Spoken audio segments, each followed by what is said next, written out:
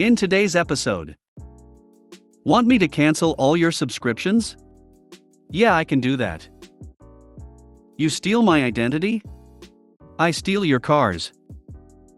Torment me for years? Fine, you won't go to college. I'll make sure of it. So let's get started. Want me to cancel all your subscriptions? Yeah, I can do that. Sorry if my English is not the greatest, but it's not my native language. I used to work at a call center for one biggest tele providers in our country. Mobile subscriptions, internet, landlines, all that. The call center I worked at was also only for business clients, and not private customers. So it was not unusual for a client to have a lot of mobile subscriptions. One thing to note.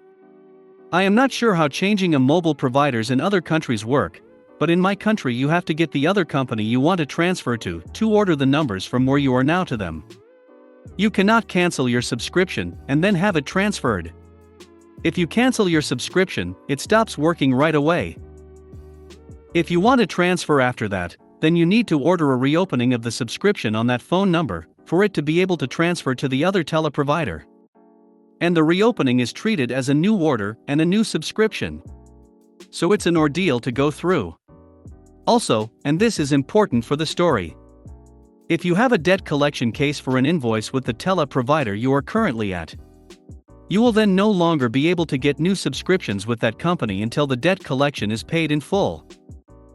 Now on to my story. I get a call in from a customer who had maybe 10 to 15 mobile subscriptions with us as well as an internet subscription, and apparently they worked with sales. The customer was very angry on the phone. He tells me that they have received a debt collection case from us for an invoice they had not paid. Which was true. There was an invoice in our systems that they had not paid, and it had indeed gone to debt collection. He then told me that he knew about the invoice, but had just not bothered to pay it. What did you accept to happen if you didn't pay it? He then proceeded to berate me for sending them a debt collection and demanded that we cancel it immediately.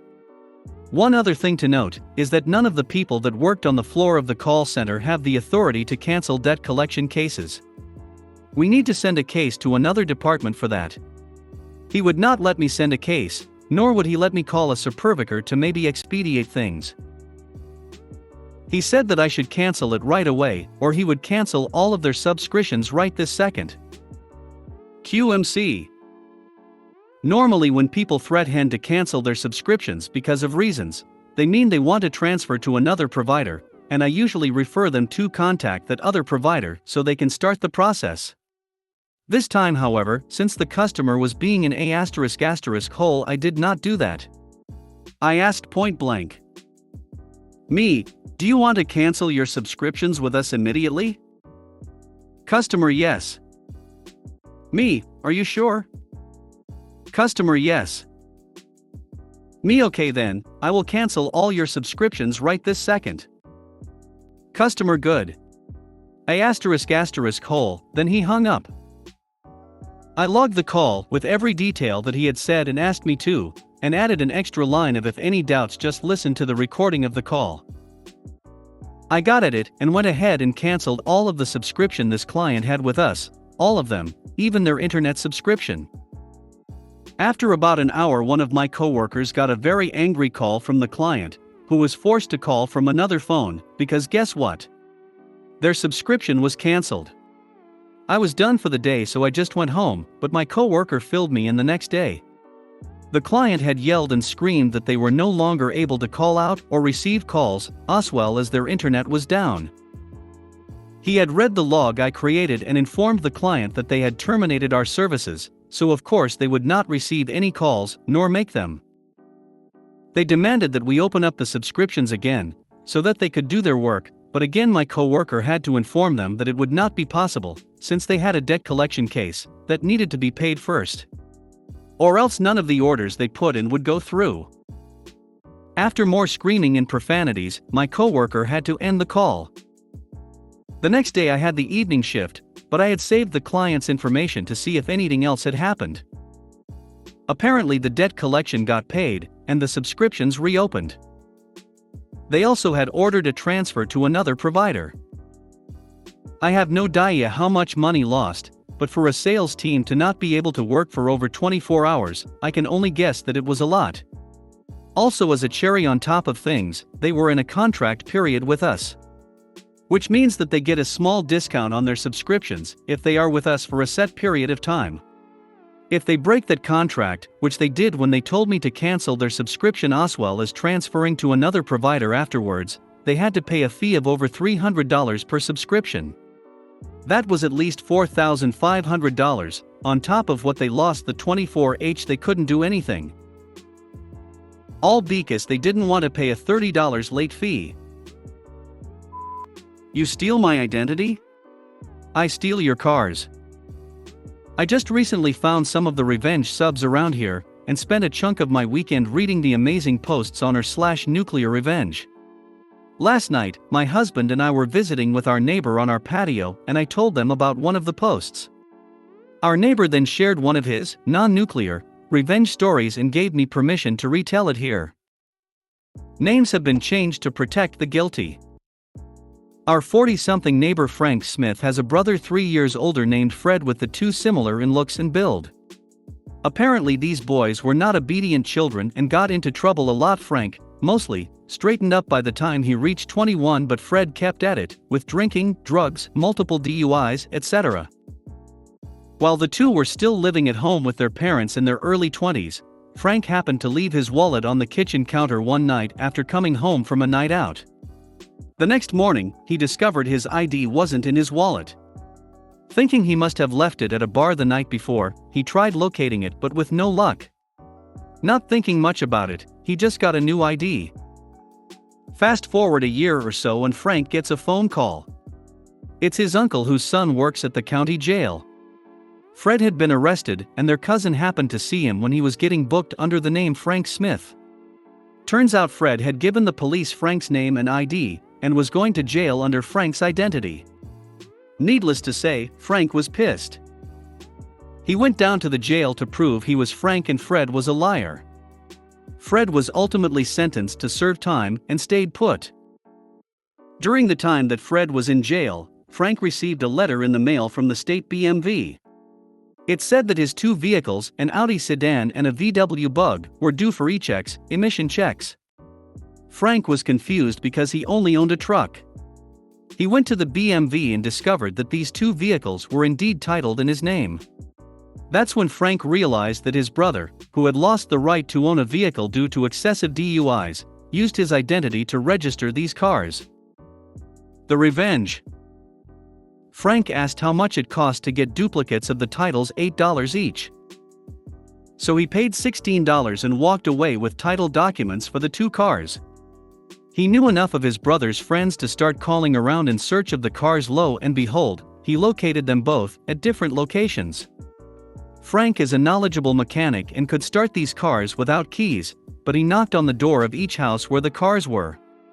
He explained to each person that he owned the title to the car, showing them the document, and gave them the opportunity to remove their belongings from the vehicle before he took it. They understood and didn't push back, taking their things out of the car and handing him the keys. Frank proceeded to sell both cars and pocket around $3,000 for all his troubles. The good news is that after his stint in jail, Fred got sober and became someone Frank could actually be friends with. Torment me for years? Fine, you won't go to college. I'll make sure of it. I'm gonna warn you now, this is going to be long. Backstory star. I moved across the US from California to Pittsburgh when I was in 3rd grade. Right from my first day of school, Rob decided he hated my King guts for whatever reason and bullied me. He'd steal my lunch, push me, really do whatever he could to torment me. Rob had a lot of friends throughout the grade, so he was able to turn a lot of people against me, and soon he could just sit back and relax while his little minions bullied me for him. It was hell. Even the people who weren't friends with Rob were afraid of him, fearing he'd do the same thing to them as what he was doing to me. Because of this, pretty much everybody avoided me. Sometimes people would bully me just to make sure Rob wouldn't plan something against them. And I couldn't retaliate either because again, he had a lot of kids wrapped around his finger, and then they'd all come after me. It took me a few tries to learn that lesson. This went on for 7 years. It went in a cycle. Everyone would bully me for a while, start to lay off a bit. I'd then retaliate thinking, oh now, I'll just have to fight off a few, and then I'd get the sh*t beat out of me. And then everyone would bully me again. And the cycle would repeat. Quick side note, my parents couldn't just move us away, they weren't dirt poor, but pretty close. Almost all of their money went to the mortgage, and were left with just enough money for essentials. Selling the house with this much left on the mortgage would put us without even any profit. We'd be homeless. So I just had to deal with it. The plan. Cue to midway through sophomore year. I was sick of it. I had scars all over me from the bullying, and it was still going on. I was sick of it. I was sick of Rob. I was sick of the kids. I was sick of hurting all the time. I was sick of my low self-esteem and depression. This is when I started to plan. I couldn't just retaliate in any normal way. At this point Rob had hundreds of kids on his side. And what did I have? Patience. All the tormenting, the beatings, tormenting, everything they had trained me to have all these years, were about to be the, figurative, of course, death of them. By now it had been years since Rob had directly bullied me himself, but he still indirectly did it. Making people hate me. This made the plan easier. I tried to start getting Rob on my side, which unluckily for me, meant basically being his servant. It took a while, but it started to work. The bullying slowed down, but didn't completely go away. But this wasn't my only goal. I didn't just want the bullying to stop, I wanted to ruin this F***'s life. So here I was, an angry, vengeful, high school sophomore who had just gotten my main bully on my side. I got him to trust me. Part 1 complete. Now to part 2. So from the beginning, there were many bullies, but 4 main ones aside from Rob. Joe, Mo, Po, and Ultimate Douchebag. He doesn't even deserve his name capitalized. Now onto his friends. Now I had to try and turn them against Rob. This part was easier than it seemed. Turns out they were also sick of his sh*t and just stayed his friend to prevent being bullied like I was. It still wasn't easy. Joe and Po were easy to manipulate. They wanted any way out of being his friend. I didn't tell them the plan wouldn't take place for another couple of years, so they'd still have to be his friend. Mo wasn't so easy. He saw what everyone did to me for almost a decade, and he didn't want to risk anything. I told him as long as he kept his mouth shut everything would be fine. He reluctantly agreed. Ultimate Douchebag on the other hand wanted no part. In fact, the only reason he didn't tell Rob, aside from me being actually killed, I have no doubt about that, is because Mo, Joe, and Po had already agreed and Ultimate Douchebag still had some loyalty to them. Ultimate Douchebag almost blew our cover many, many times. It took until the end of junior year to even promise not to tell Rob. So he wasn't on board, fine. He chose his fate with Rob. Putting the plan into action. Cue to toward the end of senior year where people start applying to college. I had known for a long time exactly what universities Rob and Ultimate Douchebag wanted to go to. They had okay grades, which made our plan even bigger of a role. Rob said he wanted to major to become a school nurse. Since his major involved working with children colleges, he applied to wanted to reach out to friends and family to make sure he works well with the little ones. This is how our plan would work. It was very, very simple, but if played right could destroy him and his life. Anyways, all of us, me, Mo, Po, and Joe had secretly been recording a lot of what Rob had been doing and saying to us. Not only about the bullying and tormenting, which would have been way, way more than enough, but also about him boasting about how he'd be accepted anywhere because everyone loves him. We all sent in reviews about him. How abusive he was, how manipulative, and also sent in hundreds of tape recordings of proof. Rob got all of his letters in the mail and invited Ultimate Douchebag, Joe, Mo, Po, I, and many others over to read all of the letters from colleges. He wanted, and I'm quoting him when I say this, everyone to see me in all of my glory. He was cocky. It was hilarious knowing he'd been rejected from everywhere, while he didn't know. The way his face fell, letter after letter. Watching the tears stream down his face, knowing his life had been ruined. He had never gotten a job.